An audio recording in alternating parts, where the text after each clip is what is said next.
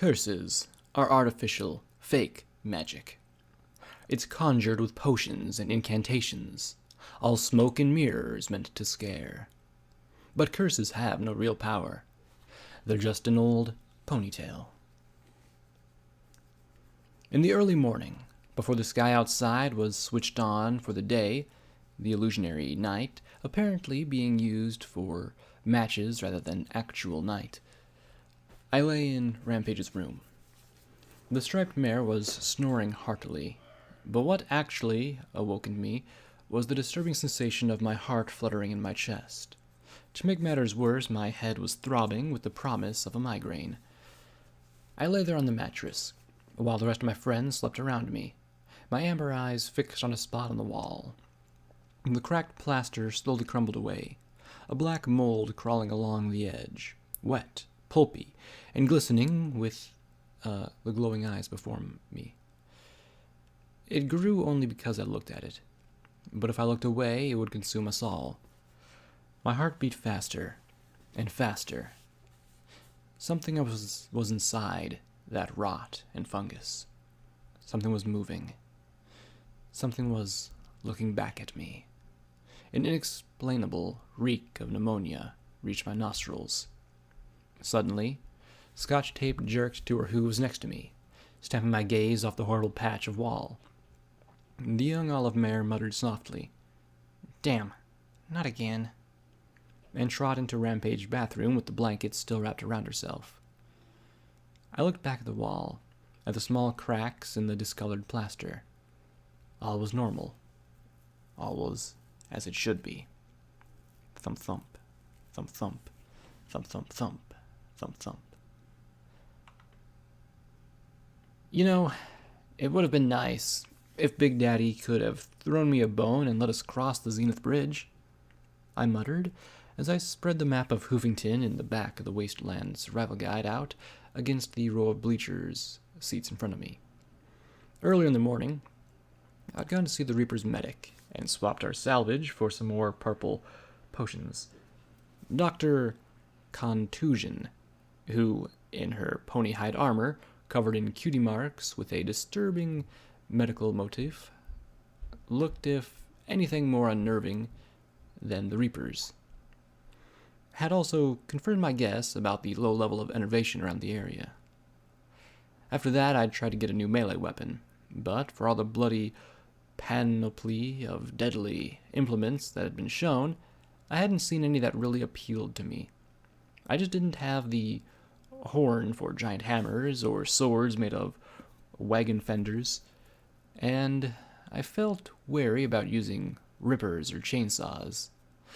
I wasn't sure I could grow my head back if I accidentally sliced it off. Even if he did, P21 said, the Steel Rangers aren't letting any pony cross. And according to DJ Pony's last report, he continued, pointing to the other crossing north of Forks, toll's been closed since the fighting started. Unless you have another seahorse around here, I don't see how we're going to get to the far side. Can't she just fly over, blink back, and teleport us all across?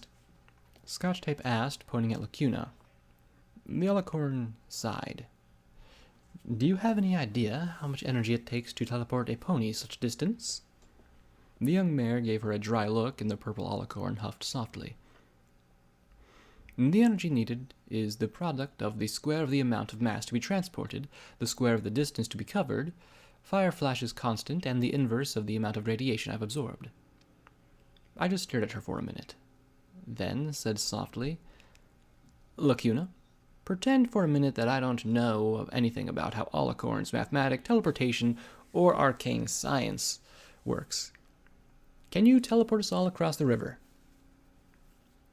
I could, but only one at a time. That would take all day, and I would be exhausted after each. That would leave us woefully exposed. You teleported the Bucks back to safety in '99, Scotch Tape pointed out. And the guns.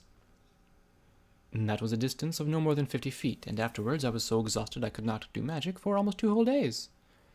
I looked around, glad to see that no pony was asking why a goddess would have such limitations.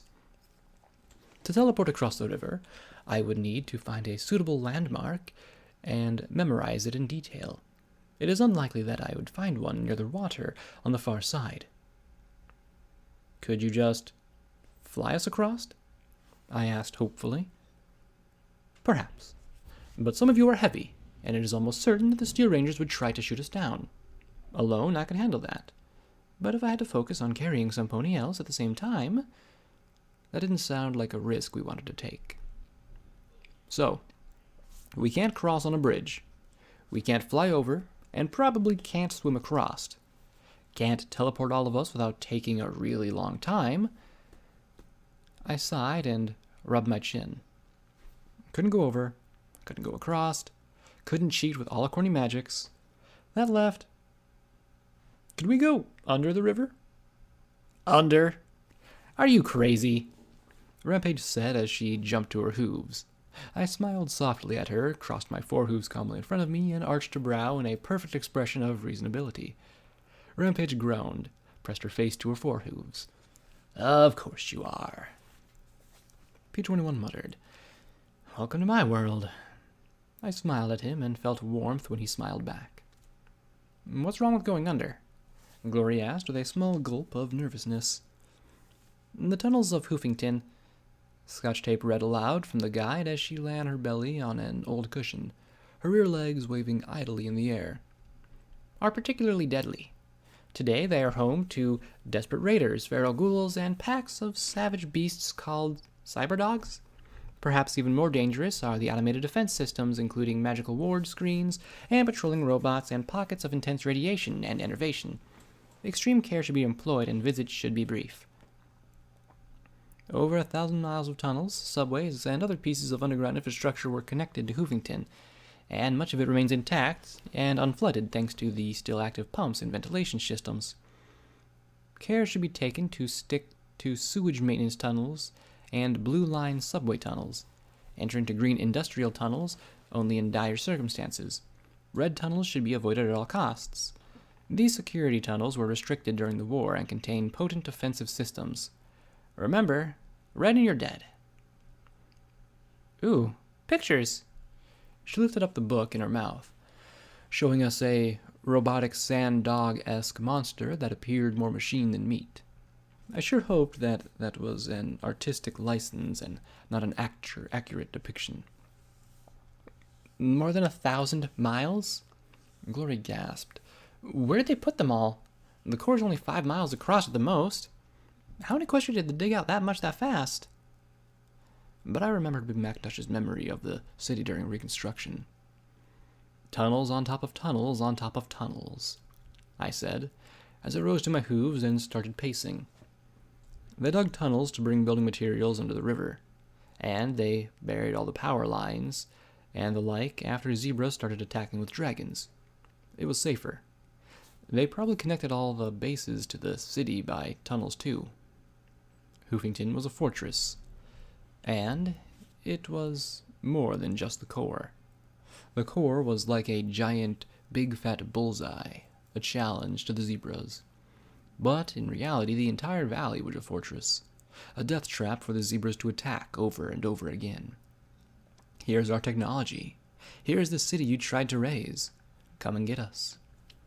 I had to wonder how many thousands of zebras had died besieging and assaulting the city. Tens of thousands? Hundreds? Millions? I'd seen the bones in No Pony's Land. That was just one small hill along the western edge of the city.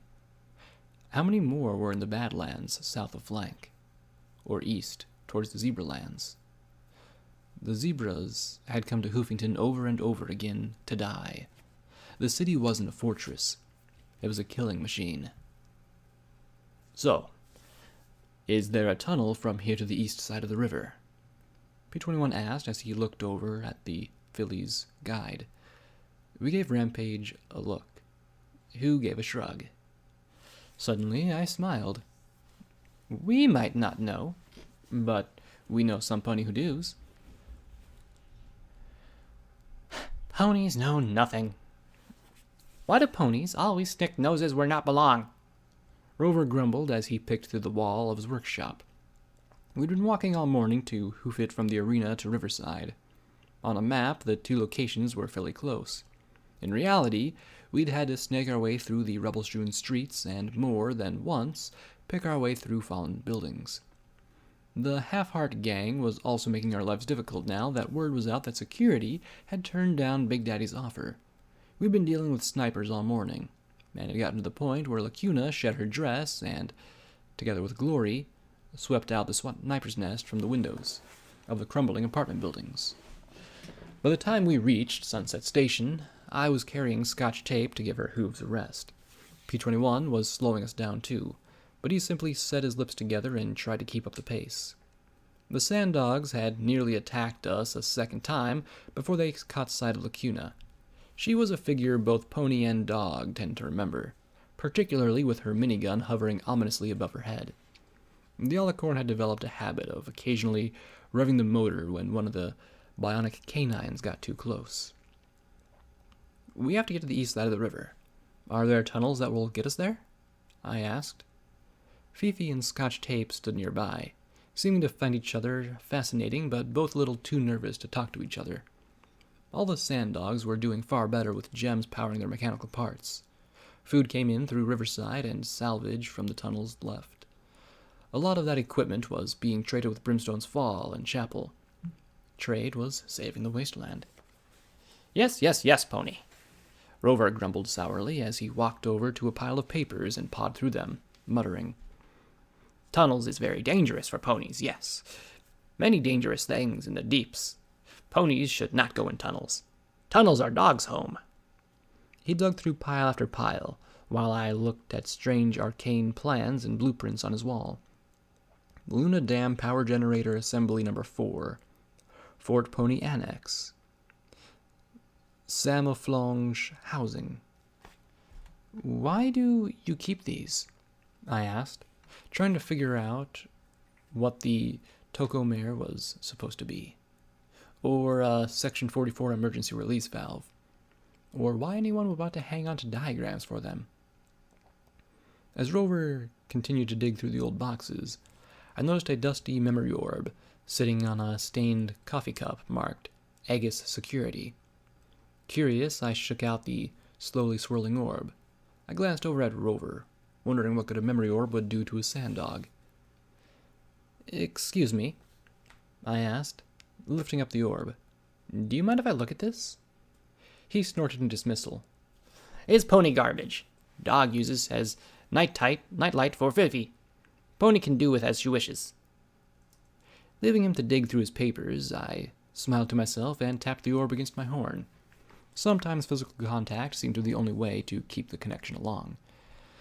I felt a shock of connection, and the world swirled away.